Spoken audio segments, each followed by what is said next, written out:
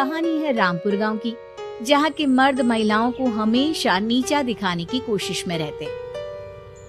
अरे अभी तक खाना नहीं आया, क्या मुझे एक और शादी करने की जरूरत है? नहीं जी नहीं, ऐसा मत करना, वरना मैं कहाँ जाऊंगी। खाना लेकर मैं अभी आई जी। गांव की पंचायत में भी फैसले हमेशा औरतों के खिलाफ ही रहते। मैं जो फैसला सुनाता हूँ वो भगवान की आज्ञा होती है। इस लड़के ने अपने मन से शादी करके अच्छा नहीं किया। लड़के को घर भेज दो और इसकी शादी इसकी जाति की किसी लड़के से करवा दो, लेकिन ये लड़के, इसे तो गांव के बाहर निकाल दो। नहीं नहीं जमींदार साहब, ये क्या बोल रहे हैं? ऐसा नहीं हो सकता। मेरी बेटी मासूम है, इसे अच्छे बुरे की समझ नहीं है। अरे कहाँ जाएगी ये बेचारी? कहाँ जाएगी? इतनी चिंता है तो पूरे परिवार का गांव निकाला कर देते हैं। बेचारे पूरे बसे बसाए परिवार को गांव छोड़ना पड़ता है। चाहे जो हो, अगर बेटियों को कंट्रोल नहीं कर सकते तो गांव में रहने का कोई मतलब नहीं है। यहाँ औरतों को दब कर रहना होगा। कोई भी अपने हिसाब से कुछ नहीं कर सकता, सब ईश्वर की मर्जी से ही होगा। तभी गांव का एक आदमी दौड़ा दौड़ा आता है। सरपंच साहब, जमींदार साहब, वो कालिया है ना, उसकी बेटी पढ़ने के लिए शहर जा रही है। अच्छा, ये कब हो गया? और कालिया की हिम्मत कैसे हो गई ऐसा करने की? लेकर आओ उसे और उसकी बेटी को। बस फिर क्या था, हाजिर हो जाते हैं कालिया और उसकी बेटी सरपंच के सामने। अरे कालिया, ये क्या सुनने में आ रहा है? बेटी को इंजीनियर बना रहा है तू? और ये बता, गांव में तो स्कूल नहीं है, फिर कहां से इतनी क्लास पास कर गई तेरी बेटी? राधा, जो कि कालिया की बेटी है, उसे लगता है कि सरपंच उसकी तारीफ कर रहे हैं। सरपंच जी, मैंने ऑनलाइन पढ़ाई की है, डिस्टेंस लर्निंग से। सभी में मैंने अच्छे नंबर पाए हैं, जिसे देखते हुए शहर की इंजीनियरिंग कॉलेज में मुझे स्कॉलरशिप मिली है। वाह जी वाह, क्या होती है ये? पहले तो ये बताओ, फिर आगे की बात करते हैं। पूरा गांव राधा की बात सुन रहा था और राधा बोलती जा रही थी। तो ऐसे मैं फ्री में एक अच्छी शिक्षा लेकर गांव में जो कुछ परेशानियां हैं, जैसे बिजली, पानी और इंटरनेट जैसी समस्याओं के लिए काम करूंगी। मैं गांव को शहर से जोड़ने के लिए पुल का निर्माण करवाने का प्रस्ताव रखूंगी। मुझे पूरी उम्मीद है कि जल्द ही हमारा गांव भी तरक्की की राह पर चल पड़ेगा। राधा की बात सुनकर सारे गांव वाले ताली बजाने लगते हैं। सरपंच को समझ नहीं आता कि वो क्या करे। चुप रह नादान लड़की, गांव के खिलाफ जाने के लिए तुझे गांव से बेदखल कर दिया जाएगा, वो भी पूरे परिवार के साथ। और हाँ, अगर ठीक से गांव में रहना चाहती है तो ये पढ़ाई लिखाई छोड़ दे। हम तेरे लिए गांव का कोई होनहार लड़का देखेंगे। तभी गांव का एक आदमी बोल पड़ता है। अरे नहीं नहीं सरपंच जी, राधा बिटिया जो बता रही है, अगर वैसा हो जाए तो हम लोगों को पैसा कमाने के लिए बाहर नहीं जाना पड़ेगा। हाँ जी, और ना ही कोसों दूर पानी के लिए भटकना पड़ेगा। हमारे बच्चे भी अच्छी पढ़ाई कर सकेंगे और आगे बढ़ेंगे, ना कि हमारी तरह खेती करते बैठेंगे। क्यों गांव वालों, राधा बिटिया का साथ देना चाहिए ना। सरपंच देखता है कि गांव राधा के साथ है तो वो चुप हो जाता है। वो घर आकर अपने सलाहकार से बात करता है, जो बहुत ही चालाक किस्म का इंसान होता है। अरे सरपंच साहब, आपको बहुत ही होशियारी से काम लेना पड़ेगा।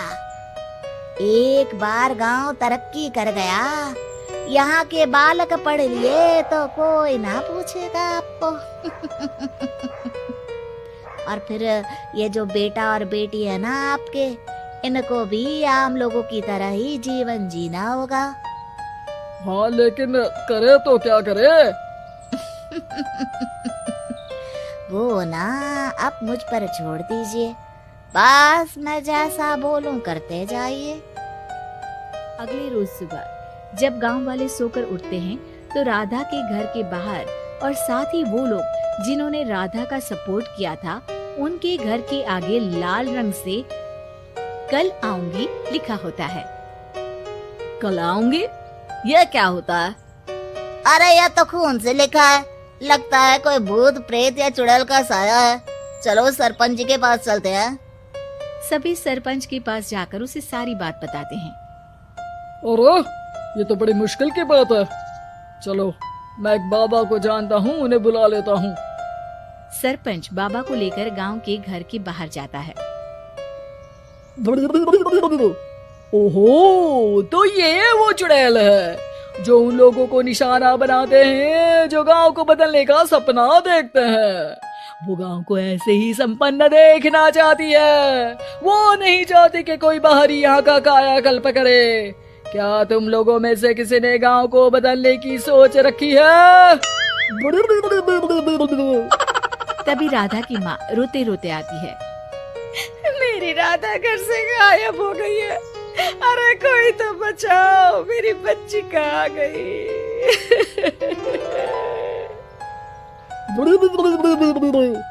ले गई वो चुड़ैल, तेरी बच्ची को ले गई। अब वो उसे श्रापित करके छोड़ेगी, उस पर चुड़ैल का साया हो जाएगा। तभी बुरी सी हालत में राधा भी वहाँ आ जाती है। उसके बाल चुड़ैल की तरह फैले होते हैं और कपड़ों में खून लगा होता है। सभी राधा को देखकर डर जाते हैं। माँ, पता नहीं मुझे कौन उठा कर ले गया था। अरे दूर दूर हो जा चुड़ैल, अब हम लोग इस गांव में नहीं रुकेंगे। अरे कैसी बातें कर रहे हैं आप? कल तो आप मेरे भरोसे गांव का हुलिया बदलने, अपने बच्चों को पढ़ाने और तरक्की उन्नति की बात कर रहे थे, तो आज क्या हो गया आपको? ये फिर तुम लोगों को बहकाएगी। ये चुड़ैल गांव में आ चुकी है, ऐसे ही ये तुम्हारे घर के बच्चों को भी ले जाएगी।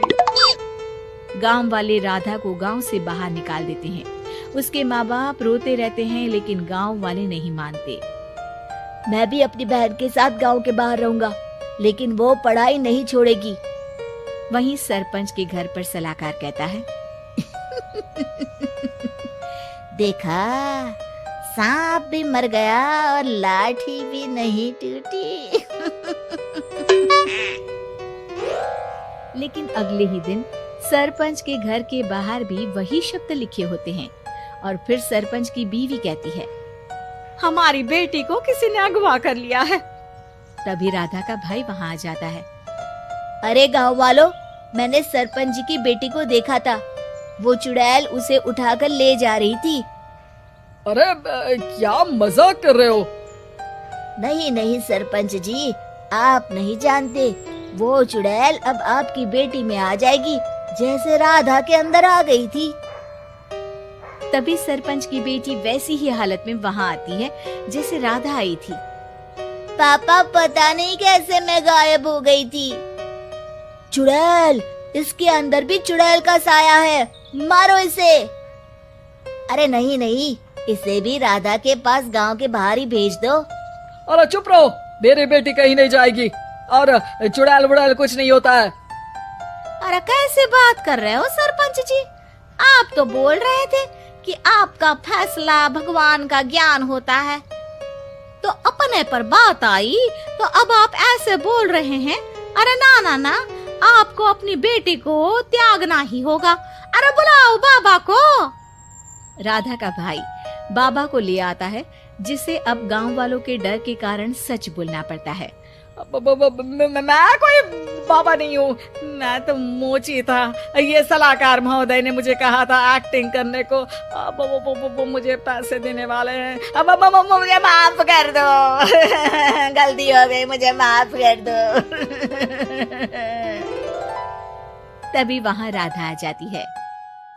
देखा सरपंच जी, जब गांव के बच्चे साक्षर होंगे तो आप जैसे लोगों की चालाकी नहीं चलेगी।